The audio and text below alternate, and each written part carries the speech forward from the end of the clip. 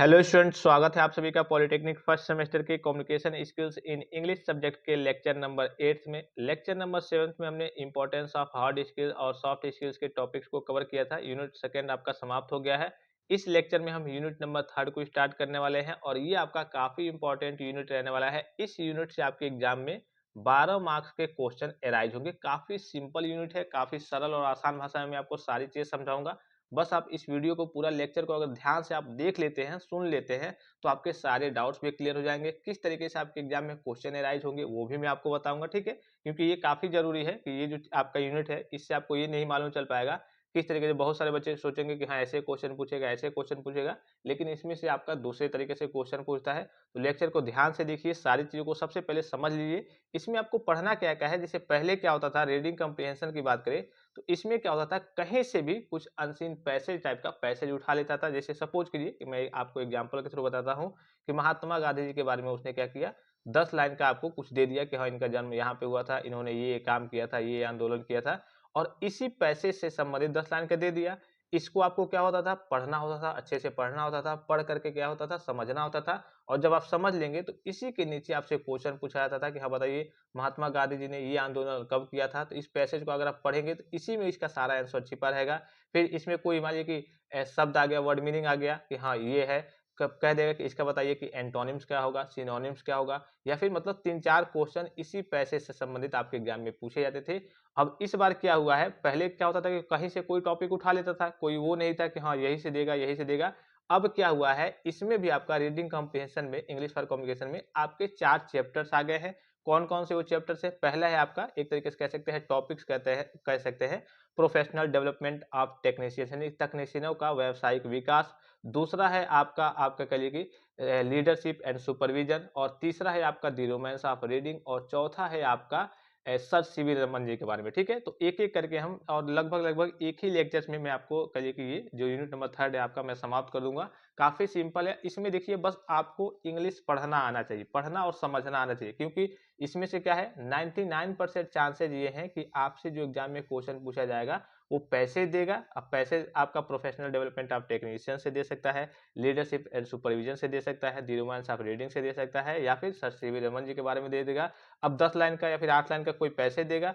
इस पैसेज को आप पढ़ेंगे, पढ़ करके समझेंगे, और इसी के नीचे आपसे कहिए कि क्वेश्चन पूछा जाएगा कि हाँ बताइए इसका क्या मतलब है, इससे आप क्या समझते हैं, इसका एंटोनिम्स क्या होगा, इसका सिनोनिम्स क्या होगा। कभी कभी एंटोनिम्स सिनोनिम्स भी पूछ देता है। अब कोई जरूर नहीं है कि हाँ एंटोनिम्स सिनोनिम्स पूछे ही, डायरेक्टली आपसे 3-4-5 क्वेश्चन जो पैसेज पढ़ेंगे, इसी पैसेज में सारे आंसर उसके छिपे रहेंगे। और पैसेज पढ़ करके आपको ये नहीं कि यहाँ से बच्चे क्या करते हैं, मान लीजिए कोई पैसेज है 10 लाइन का है और आपसे पूछ दिया है कोई टॉपिक, क्वेश्चन इसी में से पूछा है कि बताइए इसका मतलब क्या हुआ। कोई मान लीजिए कि डाउन टर्म आया है, ठीक है, मतलब क्वेश्चन में जो पूछा गया है डाउन टर्म आया है। अब बच्चे देखते हैं पैसेज में डाउन कहाँ लिखा हुआ है, डाउन लिखा हुआ है यहाँ, यहाँ से लेकर के यहाँ तक पता चले जहाँ तक फुल स्टॉप है वहां तक कॉपी पेस्ट करके उसका आंसर लिख देते हैं। ये आपका गलत होता है। पैसेज को पढ़ करके आपको अपनी भाषा में, सिंपल सरल और आसान भाषा में कहिए कि उसके आंसर को देना होता है। ये नहीं कि आपने पैसेज में देखा, उसी में कहिए कि वो डायरेक्ट फॉर्म में है, इनडायरेक्ट फॉर्म में है, इधर है उधर है, इन्वर्टेड कॉमा लगा है, उसी फॉर्म में आपने कॉपी पेस्ट किया, आंसर लिख दिया, तो ये आपका गलत होता है।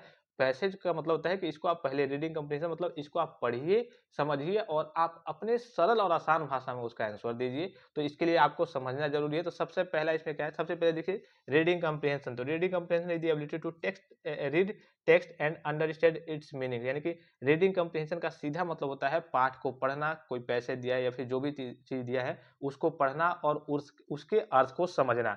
यहाँ पे एक और चीज आपको समझना होगा, जैसे मान लीजिए कि पहले तो इसमें चैप्टर नहीं था रीडिंग कम्प्रीहेंशन में, क्या चलिए पैसेज वगैरह कहीं से दे दिया। अब इसमें मान लीजिए कि 4 चैप्टर वगैरह, चैप्टर मतलब टॉपिक्स टाइप के आ गए हैं, professional development of technicians, leadership and supervision, Sir CV Raman ji के बारे में, द रोमांस ऑफ रीडिंग के बारे में। तो हो सकता है कि अब चूंकि ये आपके चैप्टर्स हैं या फिर कहिए टॉपिक्स है, तो हो सकता है कि डायरेक्टली आपसे पूछ लिया जाए कि बताइए लीडरशिप को आप डिफाइन कीजिए। मतलब पैसेज ना दे करके साइड से भी पूछा जा सकता है, क्योंकि ये आपके टॉपिक्स में है, आपके यूनिट नंबर थर्ड में कहिए कि टॉपिक है, चैप्टर्स कह सकते हैं कि हाँ 4 चैप्टर्स दे दिए गए हैं। तो डायरेक्टली भी आपसे ऐसे पूछा जा सकता है कि हाँ लीडरशिप को डिफाइन कीजिए, सुपरविजन को डिफाइन कीजिए, what do you mean by what do you understand by the romance of reading, the romance of reading से आप क्या समझते हैं। तो ये आपके कहिए कि आपके यूनिट थर्ड के सब टॉपिक्स हैं। तो आपसे डायरेक्टली भी ऐसे, जैसे नाउन का डिफिनेशन पूछता है, प्रोनाउन या फिर एडजेक्टिव का, नॉर्मली वैसे भी पूछा जा सकता है कि हाँ इसका क्या महत्व है, इससे आप क्या समझते हैं, कहिए कि जो प्रोफेशनल डेवलपमेंट ऑफ टेक्नीशियंस है, इसकी आवश्यकता क्यों पड़ती है, इसका एम क्या है, गोल क्या है,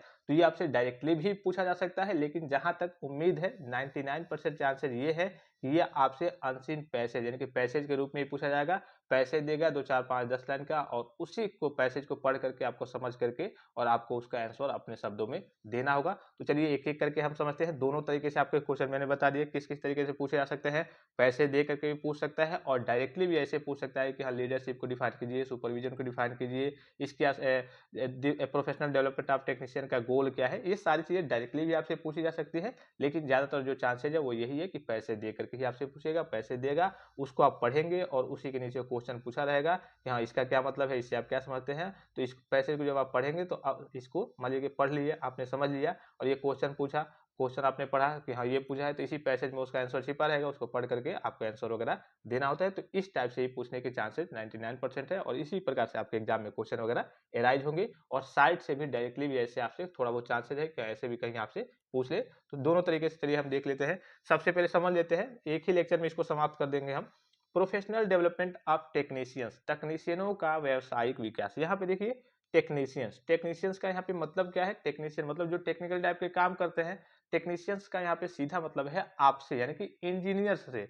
प्रोफेशनल डेवलपमेंट ऑफ टेक्नीशियन अर्थात professional development of technician, technicians मतलब जो टेक्निकल टाइप के काम वगैरह करते हैं, टेक्निकल चीजों के बारे में जानकारी रखते हैं, तो आप ही तो हैं इंजीनियर। ठीक है, तो यहाँ पे इंजीनियर भी आप कह सकते हैं। टेक्नीशियंस का मतलब यहाँ पे क्या है, इंजीनियर से मतलब ये नहीं कि टेक्नीशियंस का मतलब कि हाँ आप आईटीआई में चले गए तो यहाँ पे आईटीआई वाले बच्चों की बात हुई, नहीं। टेक्नीशियंस का मतलब है जो टेक्निकल टाइप का कहिए ज्ञान रखते हैं, टेक्निकल टाइप की कहिए कि काम वगैरह करते हैं। तो यहाँ पे आपसे ही मतलब है, टेक्नीशियंस का मतलब यहाँ पे इंजीनियर से है। प्रोफेशनल डेवलपमेंट, प्रोफेशनल जैसे आप कहते होंगे कि अरे काफी प्रोफेशनल आदमी है, काफी अच्छा आदमी, मतलब काफी रेपुटेटेड आदमी है, काफी प्रोफेशनल आदमी है, हर हर वक्त कह लिए कि हर समय अच्छे खासे कपड़े में घूमता रहता है, काफी मतलब रेपुटेटेड प्रोफेशनल आदमी है। तो प्रोफेशनल डेवलपमेंट आपका कह लीजिए व्यावसायिक विकास, प्रोफेशनल कह लीजिए विकास आपका कैसे होगा, तो प्रोफेशनल डेवलपमेंट ऑफ टेक्नीशियंस, तकनीशियनों का व्यावसायिक विकास कैसे होगा, किन किन तरीकों से होगा और उसका क्या महत्व है, इस कह लीजिए कि प्रोफेशनल डेवलपमेंट ऑफ टेक्नीशियंस में हमें यही पढ़ना है कि प्रोफेशनल डेवलपमेंट ऑफ टेक्नीशियंस का गोल क्या है, कहिए कि इनका विकास कैसे होगा, इनका प्रोफेशनल डेवलपमेंट मतलब इंजीनियरों का प्रोफेशनल डेवलपमेंट कहिए कि व्यावसायिक विकास कैसे होगा, उसके लिए क्या क्या करना होगा, किन किन चीजों की जरूरत पड़ेगी। जैसे अगर नॉर्मली हम बात करें, मान लीजिए कि कोई इंजीनियर है तो उसके पास क्या होना चाहिए, सॉफ्ट स्किल होना चाहिए। भाई सॉफ्ट स्किल का भी कहिए कि उसके पास जानकारी होनी चाहिए कि हाँ सॉफ्ट स्किल क्या होता है। उस सॉफ्ट स्किल उसके पास मतलब होना चाहिए, उसकी क्वालिटी उसके पास होना चाहिए, उसके गुण उसके अंदर होना चाहिए। हार्ड स्किल भी उसके पास होना चाहिए कि हमारी कोई अगर अच्छा खासा इंजीनियर है तो इंजीनियर होगा तो जाहिर सी बात है उसने कोई ना कोई कोर्स किया होगा, या फिर बीटेक किया होगा, या फिर उसने क्या किया होगा, पॉलिटेक्निक किया होगा, कुछ ना कुछ तो किया होगा नॉर्मली। या फिर नॉर्मली अगर कहे ऐसे तो आईटीआई तो किया होगा, कुछ ना कुछ तो किया होगा अगर वो इंजीनियर है तो।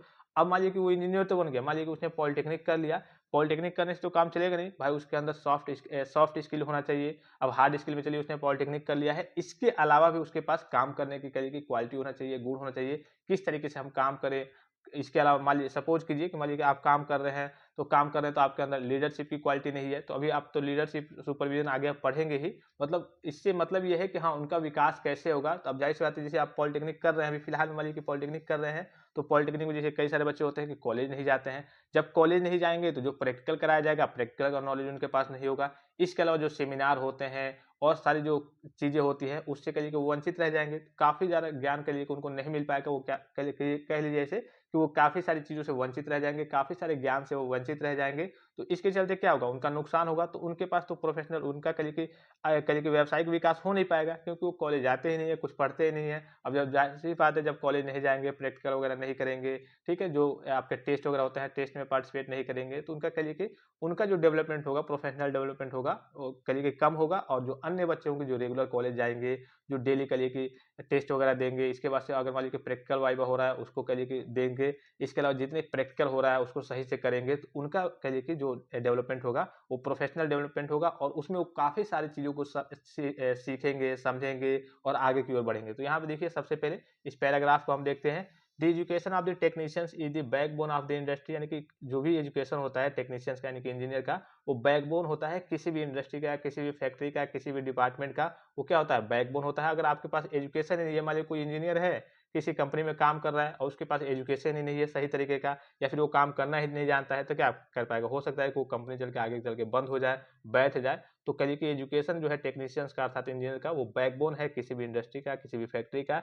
Technical education has strong influence on many phases of Nations progress. अब जाहिर-सी बात है, अगर मान लीजिए कि टेक्निकल एजुकेशन है, जैसे आप अभी इसरो के बारे में देखे होंगे, आपका चंद्रयान 3 गया था, तो ये क्या होता है? टेक्निकल सारी चीज़ें होती है, टेक्निकल एजुकेशन है। अगर ये नहीं रहता तो कहिए कि आपका देश भी धीरे-धीरे पीछे होता जाता है, आपका नेशन भी प्रोग्रेस नहीं कर पाता है।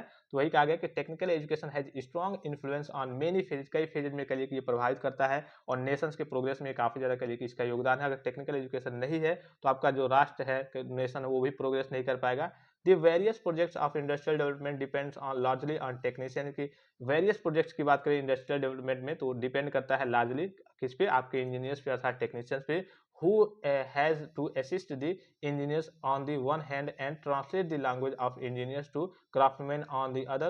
Our technical institution known as Polytechnic offer courses for the technicians leading to diploma in various branches of engineering and technology in a fast development environment.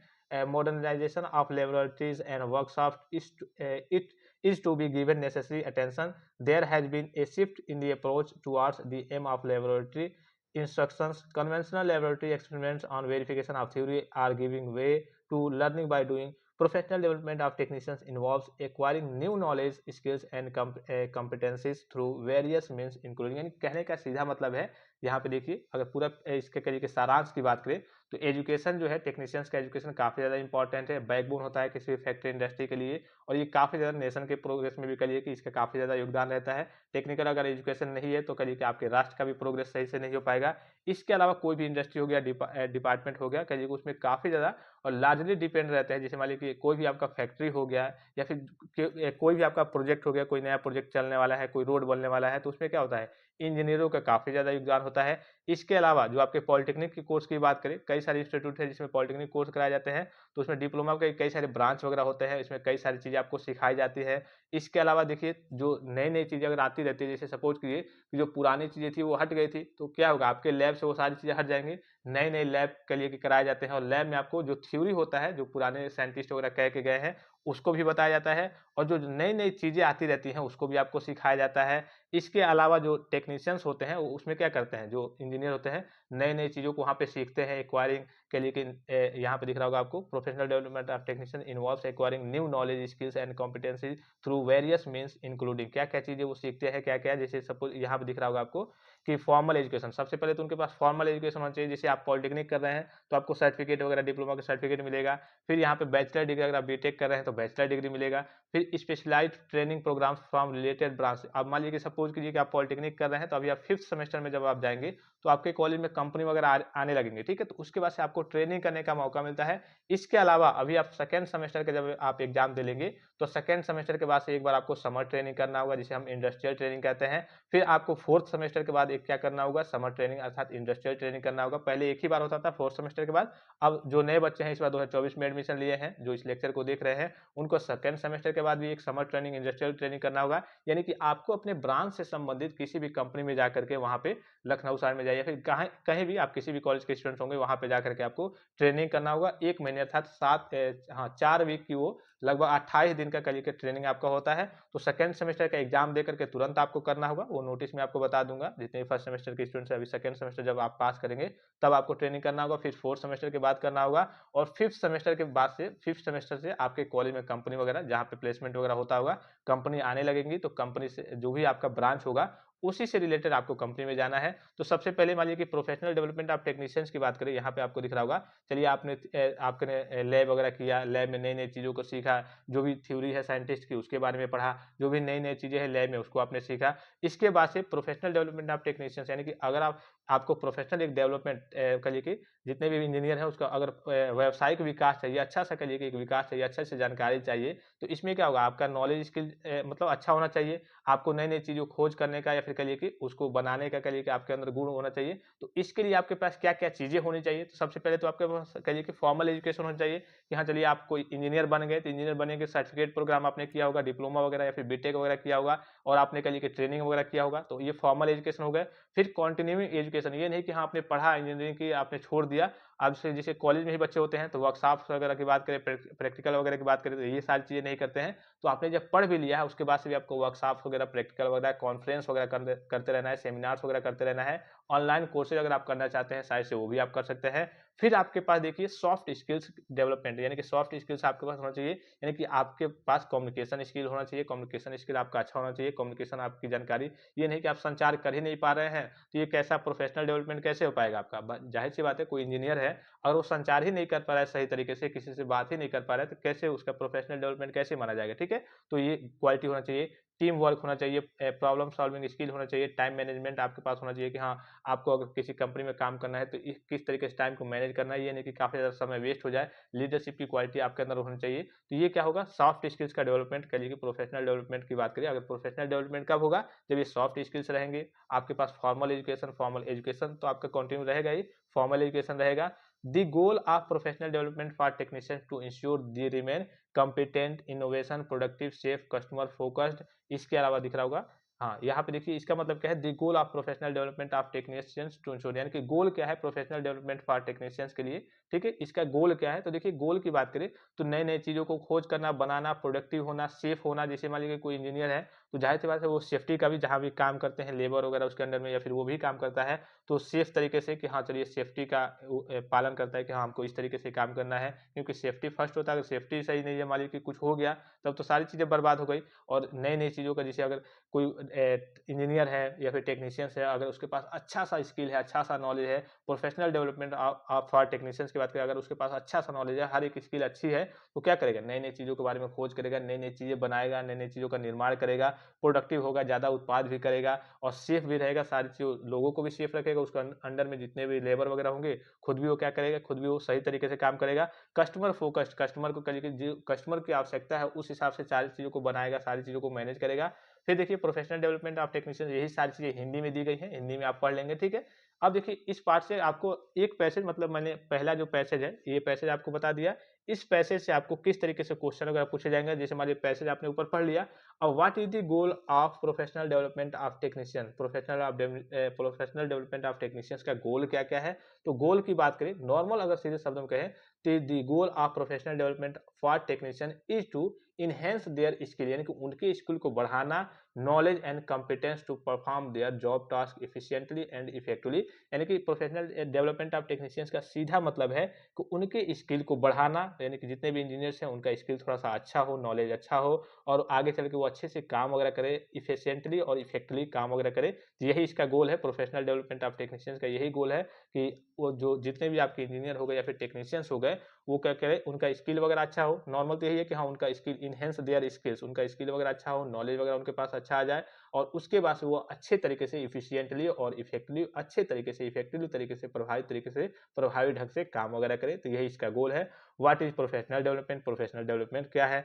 What is the importance of professional development for technicians? Right the word meaning, जो 2-3 आपको दे देंगे शब्द वगैरह, word meaning वगैरह, उसका करिए कि आपको कभी-कभी हिंदी में दे देंगे कि हाँ इसका हिंदी लिखिए, कभी-कभी ये दे देगा कि इसका एंटोनिम्स लिखिए, और कभी-कभी ये दे देगा कि इसका सिनोनिम्स लिखिए। तो ये इस प्रकार से सिंपल सा जो भी पैसेज आप पढ़ेंगे, पैसेज के फॉर्म में देगा, अनसीन पैसेज टाइप का, वो पैसेज आप पढ़ेंगे, उसको समझेंगे, उसी से संबंधित, उसी पैसेज से संबंधित कुछ क्वेश्चंस आपके करिए कि अराइज होंगे। उसमें आपके एंटोनिम्स, सिनोनिम्स भी हो सकते हैं, वर्ड मीनिंग भी हो सकते हैं, और उससे संबंधित डायरेक्टली कुछ क्वेश्चंस भी हो सकते हैं। तो सेम इसी प्रकार से आपके करिए कि बोर्ड एग्जाम में आपके क्वेश्चंस वगैरह अराइज होंगे। पैसेज देगा, पैसेज को पढ़ेंगे, समझेंगे, और नीचे देखेंगे तो क्वेश्चन देगा। सिंपल सिंपल, बस आपने अभी जितने मैंने ऊपर आपको चीजें बताई उसको आपने देखा होगा, तो उसी हिसाब से ये सारी चीजें उसी से रिलेटेड है। बस नॉर्मल नॉर्मल क्वेश्चन पूछेंगे कि हाँ इसके बारे में आप बताइए, इसके बारे में क्या समझते हैं, इसका विलोम शब्द लिखिए, इसका पर्यायवाची शब्द लिखिए। बस यही सिंपल सिंपल आसान आसान से क्वेश्चन पूछे जाएंगे। तो ये समझ गए। अब सारे टॉपिक्स में मैं आपको क्वेश्चन नहीं बताऊंगा किस टाइप के किस तरीके से पूछे जाएंगे, बस आप देख लीजिए। अब तो पहला हो गया, ये पहला आपका क्या था, प्रोफेशनल डेवलपमेंट ऑफ टेक्नीशियंस था कि हाँ जो टेक्नीशियंस हैं, इंजीनियर हैं, उनका व्यावसायिक विकास कैसे होगा। ठीक है, इसके बारे में था। दूसरा इसमें आपका क्या है, लीडरशिप एंड सुपरविजन। ठीक है, अब लीडरशिप के बारे में समझेंगे और सुपरविजन के बारे में समझेंगे। तो सबसे पहले चलिए लीडरशिप के बारे में, यानी कि नेतृत्व। नेतृत्व का सीधा मतलब क्या आता है, जैसे मान लीजिए सपोज कीजिए कि आप किसी कंपनी में काम करने गए हैं, तो आप मान लीजिए कि मेन इंजीनियर हो गए, तो आपके अंडर में क्या होगा, मान लीजिए कि 10-15 या फिर 20-50 लेबर आ गए, कहिए कि जो जनरल मैनेजर एचआर है आपके अंडर में लेबर दे दिया, आपको ये काम कराना है। तो आपके अंदर क्वालिटी है कि नहीं, आप उनको कंट्रोल कर पाएँगे कि नहीं, आपके अंदर लीडरशिप की क्वालिटी है कि नहीं, पता चले आप उनसे बात ही नहीं कर पा रहे हैं, उनसे काम करा ही नहीं पा रहे हैं, उनको कंट्रोल कर ही नहीं पा रहे हैं, आपका उनके साथ रवैया अच्छा नहीं है, तो इस तरीके से क्या होगा, आपके अंदर लीडरशिप की क्वालिटी नहीं है, आपके लिए की जो है कि मतलब आपके अंदर लीडरशिप की जो क्वालिटी है वो नहीं है, आप उनसे अच्छे से काम नहीं करा पा रहे हैं, आप उनको कंट्रोल नहीं कर पा रहे हैं। तो लीडरशिप का मतलब क्या होता है, यहाँ देखिए leadership is the ability to guide and influence others towards a common goal. It's a set of behaviors and mindsets that help people work together. Leadership is not just about having a title. You can be a leader in your family, neighborhood or place of worship without having a title। यानी कि leadership का मतलब ये नहीं होता है कि हाँ चलिए, जैसे होता है कि आप जैसे घर की ही बात करें, फैमिली की ही बात करें, तो कोई ना कोई एक लीडर होता होगा आपका। जैसे मान लीजिए कि आपके पापा जी हो गए, वो क्या करते हैं, जो वो कह देंगे, या फिर आपके दादा या फिर दादी जी हो गए, जो वो कह देंगे वही क्या होगा, वैलिड होगा, वही माना जाएगा और बाकी सारी चीजें नहीं मानी जाएंगी। इसी प्रकार से कंपनी, मान लीजिए कंपनी में चलिए आप इंजीनियर हैं, आपके अंडर में 15 लेबर हैं, उनसे आपको काम कराना है, उनको कंट्रोल करना है, उनको अच्छे तरीके से, अच्छे व्यवहार से, कि ये नहीं कि हाँ डांट करके, क्रोधित होकर के काम कराना है, अच्छे व्यवहार से आपका अच्छे ढंग से उसको काम कराना है कि वो भी खुश रहे, आप भी खुश रहें। तो इसी प्रकार से ये कोई जरूरी नहीं है कि हाँ फैमिली जो कंपनी हो गया वहीं पे, अगर फैमिली की ही बात करें तो फैमिली में भी होता है कि कोई ना कोई एक लीडर होता है। तो अगर लोग कहेंगे कि हाँ यहाँ जाना है, इनके घर जाना है, दावत में जाना है, अगर फैमिली का जो मेन मेंबर है, जो हेड है, आपके पापा है या फिर दादा है या फिर दादी है, अगर कह देंगे कि हाँ नहीं जाना है तो नहीं जाना है। तो ये सारी चीजें फैमिली, कोई जो नहीं है कि हाँ कंपनी में ही कहिए कि ये आपके लीडरशिप की क्वालिटी होती है, फैमिली में भी कोई एक ना कोई एक लीडर होता है जिसके अंदर लीडरशिप की क्वालिटी होती है, जो हर फैमिली के हर एक मेंबर को क्या करता है, कंट्रोल करता है, वो जो कहता है वही होता है। फिर देखिए, leadership is the process of influencing, motivating and inspiring individuals और teams to achieve shared vision और गोल। ठीक है, नेतृत्व एक ऐसी क्षमता है जो दूसरों को एक सामान्य लक्ष्य की ओर ले जाने और उन्हें प्रभावित करने में सक्षम है। यह व्यवहार और मानसिकता का एक समूह है जो लोगों को एक साथ मिलकर काम करने में मदद करता है, जो कि ऊपर पहला दिख रहा होगा, इसका हिंदी कली की ये पार्ट है। फिर देखिए, नेतृत्व का मतलब सिर्फ एक पदवी होना नहीं है, आप बिना किसी पदवी के भी, यानी कि बिना किसी पद के भी अपने परिवार, पड़ोस या पूजा स्थल में भी नेता हो सकते हैं, उसका कली की नेतृत्व कर सकते हैं। जैसे अभी मैंने आपको फैमिली का एग्जांपल दिया कि फैमिली में कोई ना कोई एक लीडर जरूर होता है जिसकी बात हर लोग मानते हैं, जिसके कंट्रोल में सभी कली की फैमिली के मेंबर रहते हैं कि वो जो कह देता है वही होता है। और सबसे सुटेबल डिफिनेशन ये आपको दिख रहा होगा, नेतृत्व साझा दृष्टिकोण या लक्ष्य को प्राप्त करने के लिए व्यक्तियों या टीमों को प्रभावित करने, प्रेरित करने और प्रोत्साहित करने की प्रक्रिया है। सबसे सूटेबल डिफिनेशन ये है और पहला वाला है। ठीक है, तो ये आप याद कर लेंगे, सबसे अच्छा सिंपल और डिफिनेशन है। हालांकि ज्यादातर उम्मीद यही है, मैंने आपको बताया कि डायरेक्ट डिफिनेशन आपसे नहीं पूछेगा, पैसेज वगैरह दे करके उसी से संबंधित कुछ पूछेगा। अब जैसे लीडरशिप के बारे में हो गया यहाँ पे, तो हो सकता है कि कोई वो पैराग्राफ टाइप का बना दे, पैसेज टाइप का, लीडरशिप के बारे में ही कि हाँ एक रामू नाम का एक कलीग इंजीनियर रहता था, उसके अंदर लीडरशिप की काफी अच्छी क्वालिटी थी, उसके अंडर में 50 लेबर रहते थे और ये इस तरीके से वो काम कराता था, इसका व्यवहार काफी अच्छा था। अब आपसे पूछ दे कि हाँ बताइए कि जो राजू था उसके अंडर में कितने व्यक्ति काम करते थे, तो आप पैसेज वगैरह पढ़े रहेंगे तभी तो उसमें देखेंगे, हाँ पैसे पढ़ेंगे, हाँ 15 आदमी उसके साथ या फिर 50 आदमी, 50 लेबर उसके अंडर में काम करते थे। तो इस प्रकार से भी पूछा जा सकता है और डायरेक्टली आपसे लीडरशिप और सुपरविजन का जो डिफिनेशन है इस प्रकार से ही पूछा जा सकता है। पैसेज किसी तरीके से बन सकता है, कहानी के रूप में भी वो बना सकते हैं, ये एग्जामिनर वगैरह जो आपके पेपर वगैरह बनाएंगे उनके ऊपर डिपेंड करता है, लेकिन ज्यादातर चांसेज यही है। नॉर्मली आपसे जो भी आपके सिलेबस में है, चूंकि लीडरशिप और सुपरविजन, तो लीडर्स पे हो तो कहानी भी बना सकते हैं कि हाँ बताइए एक राजू नाम का लड़का था, उसके अंडर में 50 लेबर वगैरह काम करते थे, उसका काफी व्यवहार अच्छा था, एक दिन ऐसा हुआ कि ये हुआ वो हुआ,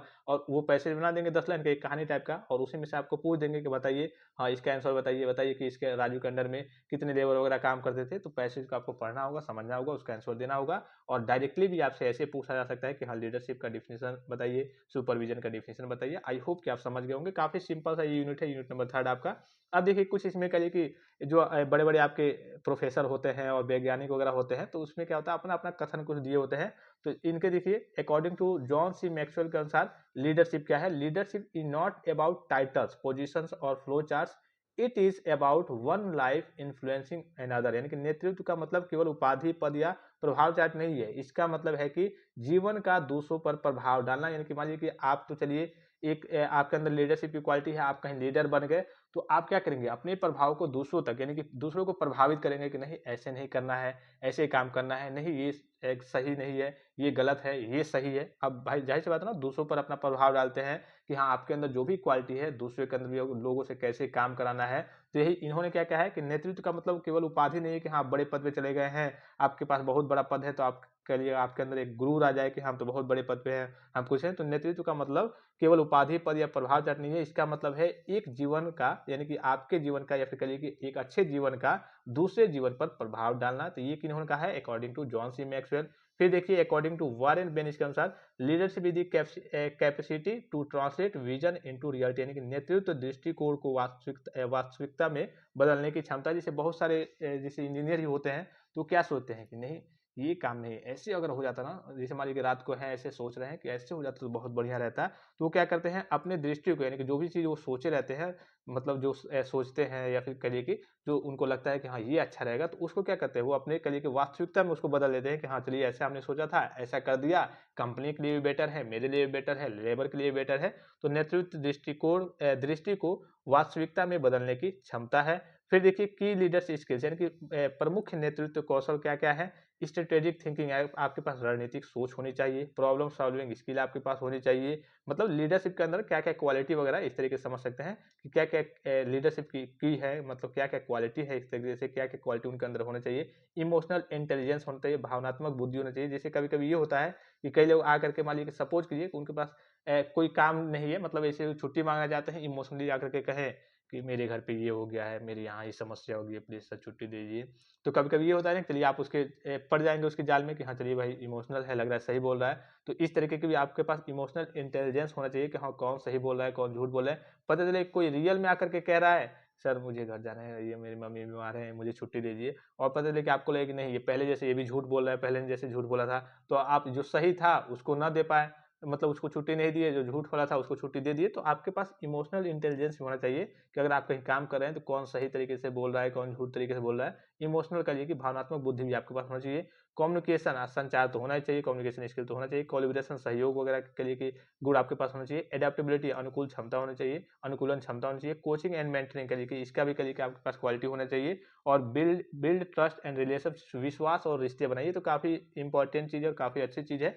कहीं भी आप काम करेंगे, कुछ भी करेंगे, चाहे आप टीचर हैं, चाहे इंजीनियर हैं, कुछ भी हैं, विश्वास करिए कि दूसरों में पैदा करना, और दूसरों के प्रति भी विश्वास। ये नहीं कि हाँ चलिए आपको मतलब कि अगला तो आप पे विश्वास करता है, आप उस पे विश्वास ना करके लगता है कि ये उस टाइप का नहीं है, ऐसे नहीं है। तो विश्वास कब पैदा होगा? जब आप इमोशनली अटैच रहेंगे। तो विश्वास काफी अच्छी चीज है, और उसके बाद से विश्वास के बाद से रिश्ता बनाए रखना। रिश्ता भी आपका काफी अच्छा होना चाहिए। अगर रिश्ता अच्छा नहीं रहता है तो आप कहीं भी काम भी करेंगे, तो मान लीजिए 2 पर्सन है, अगर रिश्ता अच्छा नहीं है तो ना ही कंपनी का फायदा होगा, ना ही आप सही से काम करेंगे, और ना ही आपके अंदर करिए कि कुछ करिए कि अंदर से जलन होती रहेगी कि हाँ ये कर रहा है, ऐसे हो रहा है। तो आप बार बार उसी के बारे में सोचते रहेंगे जब आपका रिश्ता अच्छा नहीं रहेगा दूसरे पर्सन से। तो ये करिए कि लीडरशिप की क्वालिटी होती है उनके अंदर, ये सारी एक तरीके से उनकी कीज है, मतलब उनकी करिए कि प्रमुख नेतृत्व कौशल है, उनके अंदर ये एक क्वालिटी होती है कि हाँ चलिए उनसे उनका करिए कि दूसरों से रिश्ता भी अच्छा होता है। बिल्ड ट्रस्ट, वो करिए कि ट्रस्ट का, विश्वास करिए कि, और रिश्ते बनाए रखते हैं, उसका निर्माण भी करते हैं।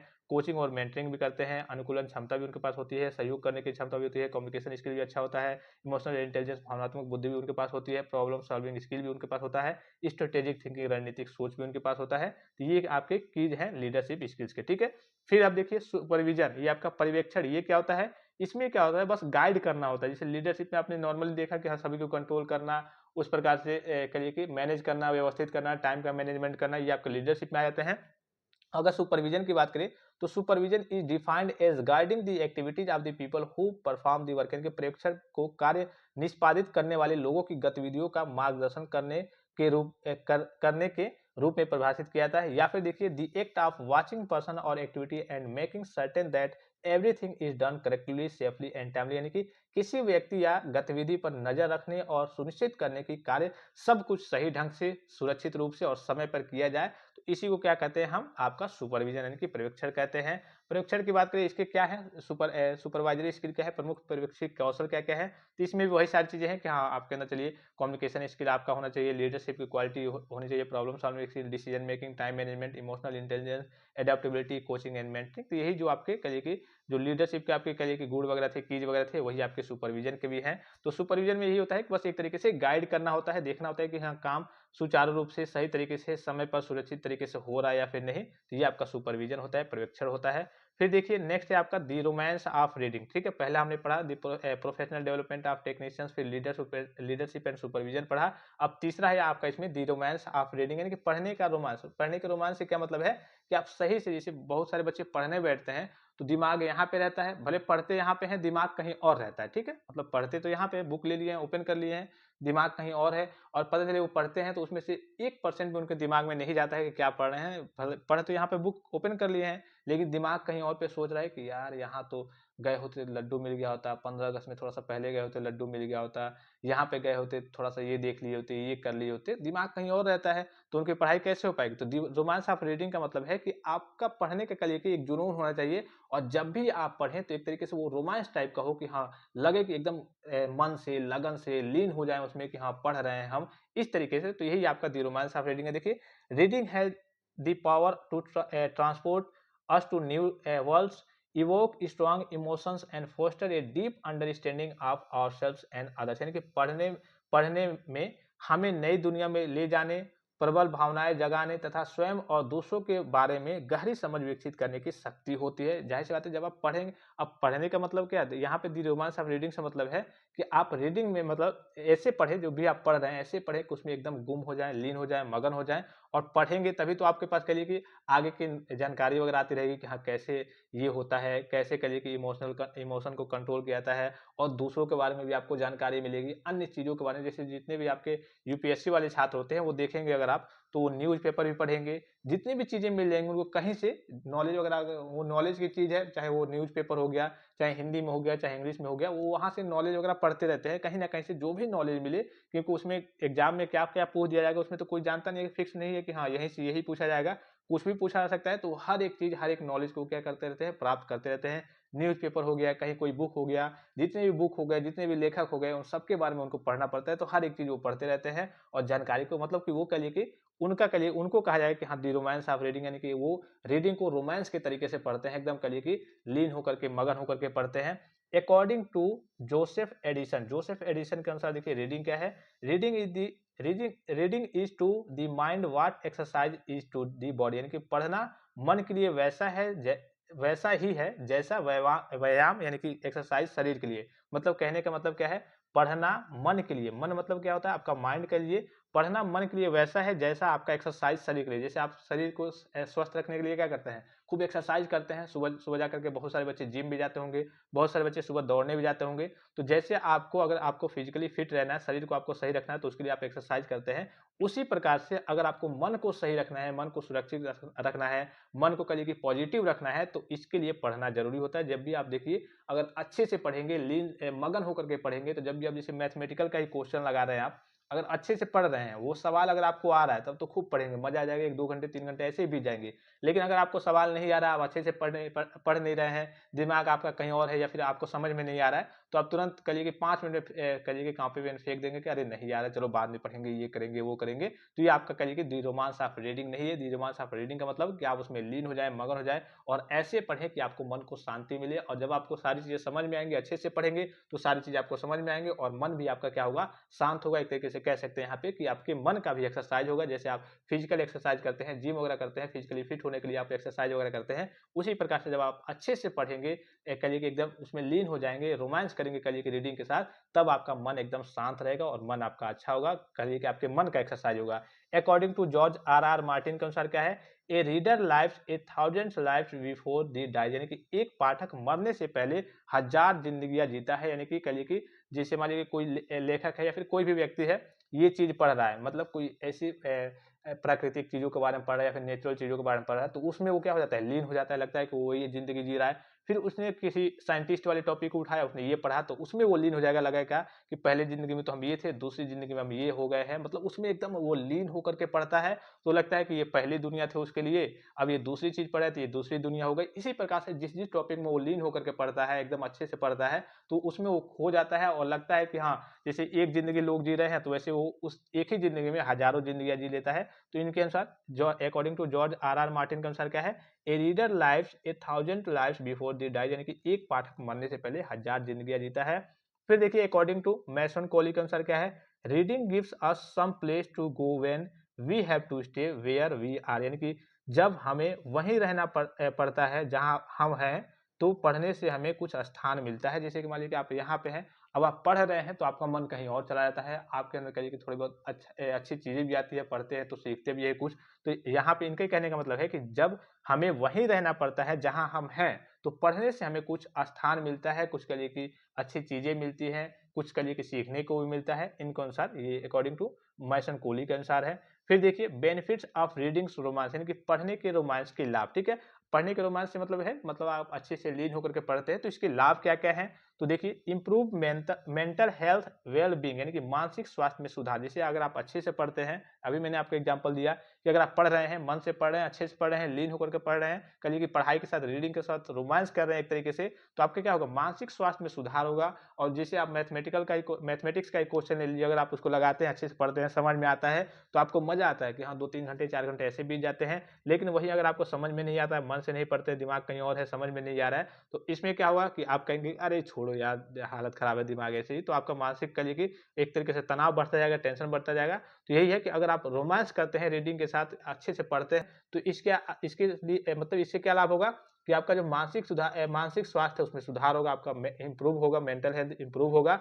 इनहेंस इमोशनल इंटेलिजेंस भावनात्मक बुद्धिमत्ता को भी बढ़ाएगा। बेटर कम्युनिकेशन स्किल, ज़ाहिर-सी बात है पढ़ते रहेंगे, दिन भर पढ़ेंगे आप, तो कम्युनिकेशन स्किल भी आपका अच्छा होगा, आप बोलने में भी अच्छे हो जाएँगे थोड़े बहुत। इम्प्रूव्ड फोकस्ड एंड कंसंट्रेशन यानी कि बेहतर फोकस और एकाग्रता को भी आपका कहिए कि ये बढ़ावा देगा। स्ट्रेस रिलीफ एंड रिलैक्सेशन, तनाव मुक्ति और विश्राम कहिए कि ये भी आपका जैसे इसमें होता है ना कि आप जैसे बहुत सारे लोग काम कर रहे हैं, मान लीजिए खेत में काम कर रहे हैं, तो आकर के थोड़ा-सा आराम करेंगे। इसी प्रकार से अगर आप किसी टेंशन में हैं, तनाव में हैं, तो बस आप एक बुक ले आइए और एक बुक खोल करके उसको उसमें लीन हो जाइए, उसको बस पढ़ने लगिए आप आराम से, और सारे टेंशन आपके कुछ दिन में आपके दूर हो जाएँगे, सारी टेंशन को आप भुला देंगे। फिर inspire new ideas and insight यानी कि नए विचारों को प्रेरित करता है, और अंदर से कहिए कि मतलब अंदर से आपके नए विचारों को क्या करेगा, वो प्रेरित करेगा कि हाँ, अरे यार! हमने ये पढ़ा, ये तो आज तक सोचा ही नहीं था। इसके बारे में थोड़ा करके देखते हैं, इसके बारे में ये क्या होता है, इसको थोड़ा-सा गहराई से और जानते हैं। तो नई-नई चीज़ों के बारे में जानने के बारे में नए-नए विचार आपके अंदर, आइडिया वगैरह आपके अंदर आते रहेंगे। Increase the creativity and innovation, रचनात्मक और नवीनता को भी बढ़ाता है। नई-नई चीज़ें पढ़ेंगे आप कह लीजिए, तो उससे क्या होगा आगे चल के नई-नई चीज़ों का आप उत्पादन भी करेंगे, बनाएँगे, नई-नई चीज़ों को हो सकता है खोज भी करें। अब देखिए इसमें लास्ट टॉपिक है आपका चौथा, सर सीवी रमन जी के बारे में।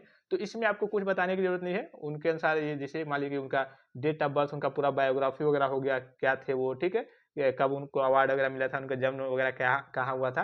तो इस टॉपिक से भी आपसे डायरेक्टली ऐसे भी क्वेश्चन पूछ देगा कि बताइए सर सीवी रमन जी का जन्म कब हुआ था, कहाँ पे हुआ था? तो डायरेक्टली भी आपसे पूछा जा सकता है, या फिर इन पे कहिए कि पैसेज वगैरह बना देगा, सर सीवी रमन जी ये थे, इनको अवार्ड इस वक़्त मिला था, और उसी में से आपसे क्वेश्चन पूछ देगा। इसमें तो आपको कुछ बताने की ज़रूरत नहीं है। देखिए उनका नाम क्या था, पूरा नाम क्या था? चंद्रशेखर वेंकटा रमन जी उनका पूरा नाम था। फिर फादर नेम क्या था? आर चंद्रशेखर अय्यर, ठीक है? यहाँ पे IYER अय्यर रहेगा। फिर मदर नेम क्या है? पार्थवी अम्मल था उनका, उनके माताजी का नाम। कब उनका जन्म हुआ था? तो 7 नवंबर 1888 में उनका जन्म हुआ था। बर्थ प्लेस क्या था? तो तिरुचुरुपल्ली, यहाँ देखिए थोड़ा-सा नाम टेढ़ा है। तिरुचिरपल्ली, तमिलनाडु में उनका जन्म हुआ था। डाइड कब उनकी मृत्यु हुई थी? तो 21 नवंबर 1970 में 82 साल की उम्र में उनका निधन हो गया था, देहांत हो गया था। डेथ प्लेस क्या था? तो बेंगलोर में उनका कहिए कि निधन हुआ था। अवार्ड लिस्ट की बात करें तो भारत रत्न उनको मिला था 1954 में, ठीक है? भारत रत्न 1954 में मिला था। नोबेल प्राइज़ इन फिजिक्स में नोबेल प्राइज़ मिला था 1930 में। ये कुछ और अवार्ड्स हैं, 2 विदेशी अवार्ड्स वगैरह हैं, जैसे मैट्यूकुची मेडल है, इसे देखिए उनका 1928 में मिला था। हगेस मेडल है 1930 में मिला था। लेनिन पीस प्राइज़ है 1930 में मिला था। फ्रैंकलिन मेडल है 1941 में मिला था। और इनका देखिए पूरा यहाँ पे बायोग्राफी दिया गया है। The first Asian to get the Nobel Prize, पहले कहिए कि एशियन थे जिन्होंने नोबेल प्राइज़ प्राप्त किया था इन फिजिक्स में। And first Bharat Ratna awardee sir CV Raman is the best known for his advance theory of scattering of lights. Scattering of light से कहिए कि काफ़ी ज़्यादा फेमस हुए थे, जो इनका थ्योरी था फिजिक्स में। In the modern age there are many scientist who have glorified their country. Sir C.V. Raman is one of them. He is one of the famous scientist of India, ये कहिए कि भारत के बहुत महान प्रसिद्ध कहिए कि वैज्ञानिक थे। Sir CV Raman was born on 7 November. वही सारी चीज़ें जो मैंने आपको ऊपर बताई, वही इनका डिटेल में है, आप इसको पढ़ लेंगे। इनके कहिए कि बायोग्राफी के बारे में पढ़ लेंगे। ये सारी चीज़ें हिंदी में भी है, इंग्लिश में भी है। आप नोट्स में जाएंगे तो नोट्स में आपको सारी चीज़ें देखने को मिल जाएंगी, कब अवार्ड मिला था, कब जन्म हुआ था। तो इनसे संबंधित कुछ पैसेज वगैरह दिए जाएंगे। ऐसे डायरेक्टली भी हो सकता है क्वेश्चन पूछ दे के बताइए सर सीवी रमन जी को भारत रत्न कब मिला था? तो भाई जब पढ़े रहेंगे तभी तो आपको याद होगा। और अगर ऐसे नहीं पूछता है तो पैसे देगा और उस पैसे से आपसे क्वेश्चन वगैरह अराइज किए जाएंगे, तो इसको आप पढ़ लेंगे। सिंपल है, अब आपको कुछ बताने की जरूरत नहीं, इतना तो आप समझ गए होंगे। जैसे अभी आपने ऊपर 3 पढ़ा, इसी प्रकार से ये चौथा है। इसी प्रकार से आप इसको पढ़ लेंगे, थोड़ा बहुत याद कर लेंगे कि जन्म क्या हुआ था, कब कब कौन कौन सा अवार्ड मिला था। और उसी हिसाब से अगर पैसे देता है तब तो कोई दिक्कत ही नहीं होगी, पैसे को आप पढ़ लेंगे, समझ लेंगे, एग्जाम में आप लिख लेंगे। लेकिन अगर आपसे डायरेक्टली दे देता है तो अगर आप याद किए रहेंगे तभी आप डायरेक्टली कर पाएंगे। तो इसी प्रकार से आप देखिए, ये यूनिट नंबर आपका 3rd समाप्त हो गया। अब नेक्स्ट लेक्चर में हम यूनिट नंबर, इसमें अगर आपको कोई कंफ्यूजन वगैरह होगा, कोई समस्या वगैरह होगी तो आप कमेंट करेंगे, तो मैं आपको एक और लेक्चर प्रोवाइड कर दूंगा। हालांकि इसमें आपको कुछ बताने की जरूरत नहीं है, सारी चीजें मैंने आपको समझा दी कि हाँ, इसमें आपसे अनसीन पैसेज टाइप का देगा, चारों टॉपिक से संबंधित। हो सकता है कि बाई चांस अलग से भी थोड़ा कहानी बना करके दे दे। अब जैसे मान लीजिए कि मैंने आपको बताया वही जो आपका लीडरशिप और सुपरविजन था, तो लीडरशिप में मान लीजिए कि कहानी बना दिया। हाँ, एक राजू नाम का लड़का था, अभी मैंने आपको एग्जांपल के थ्रू बताया था कि उसके अंडर 50 लेबर थे। एक दिन ऐसा हुआ था कि वो काम पे नहीं गया, उसके लेबर वगैरह छुट्टी पे चले गए। ऐसे ऐसे कुछ कहानी बना करके दे देगा, पैसे टाइप का, और उसमें से आपके क्वेश्चन पूछ देगा। मतलब कहानी उसी से संबंधित, उसी टाइप से संबंधित, उसी टॉपिक से संबंधित बनाएगा, लेकिन थोड़ा सा अलग से बना सकता है। या फिर डायरेक्टली आपसे ऐसे ही पूछ देगा कि बताइए सुपरविजन क्या होता है, लीडरशिप क्या होता है, बताइए सर सीवी रमन जी का जन्म कहाँ हुआ था, कब हुआ था, उनको भारत रत्न कब मिला था। तो ऐसे भी पूछा जा सकता है। तो इन सारी चीज़ों को आप देख लेंगे। अब आपको इसमें कुछ बताने की जरूरत नहीं है, जहां तक मुझे उम्मीद है आप समझ गए होंगे सारी चीज़ों को। नेक्स्ट लेक्चर में हम यूनिट नंबर 4th को स्टार्ट करेंगे, जो कि आपका सबसे सरल है, सिंपल है, और इसमें आपके कई सारे टॉपिक्स हैं। सीवी है, रिज्यूम है, आपका कहिए कि नोटिस है, लेटर है, बहुत सारी चीज़ें हैं, मेमोरेंडम है, ऑफिस ऑर्डर है, मिनट्स ऑफ मीटिंग है, बहुत सारी चीज़ें हैं। और इससे सबसे ज़्यादा क्वेश्चन आपके एग्जाम में अराइज होंगे। चलिए मैं आपको दिखा दे रहा हूँ, लगभग लगभग इसमें 12-18 नंबर के आसपास आपके एग्जाम में क्वेश्चन इस यूनिट से अराइज होंगे। हाँ, 18 नंबर के, ठीक है। पहले से आपको बताया था 12, 6, ये जो आपका दूसरा 6 काफी सिंपल है, तीसरा देखिए 12 है, अभी जो आपने पढ़ा काफी सिंपल, काफी आसान है। बस आपको थोड़ा बहुत इंग्लिश पढ़ना और समझना आना चाहिए। चौथा आपका प्रोफेशनल राइटिंग है, जिसमें आपके रिज्यूम, लेटर, सीवी वगैरह, आपके नोटिस वगैरह, ये सारी चीजें, मेमोरेंडम, ऑफिस ऑर्डर्स, ये सारी चीजें आ जाएंगी। ये आपका कितना है, आपका रिपोर्ट राइटिंग भी इसी में आएगा। 18 नंबर का है, सबसे ज्यादा है, सबसे इंपॉर्टेंट है। फिर जो आपका लास्ट यूनिट है, वोकेबुलरी एंड ग्रामर, जिसमें आपके पार्ट्स ऑफ स्पीच वगैरह, सेंटेंसेस, उसके टाइप्स वगैरह, और सारी वन वर्ड सब्स्टिट्यूशन, बहुत सारी चीजें हैं। ये नॉर्मल तो ये तो आप लगभग लगभग क्लास 4-5 से ही पढ़ते आ रहे होंगे। ये आपका कहिए कि कल से ये वाला लेक्चर स्टार्ट होगा, सबसे इंपॉर्टेंट लेक्चर स्टार्ट होगा। सरल और आसान भाषा में मैं आपको सारी चीजें समझाऊंगा, सारी चीजें बताऊंगा। आई होप ये लेक्चर आपको काफी ज्यादा हेल्पफुल और इन्फॉर्मेटिव लगा होगा। फिलहाल इस लेक्चर में इतना ही, इजाजत दीजिए। धन्यवाद, थैंक्स फॉर वॉचिंग। मिलते हैं नेक्स्ट लेक्चर में।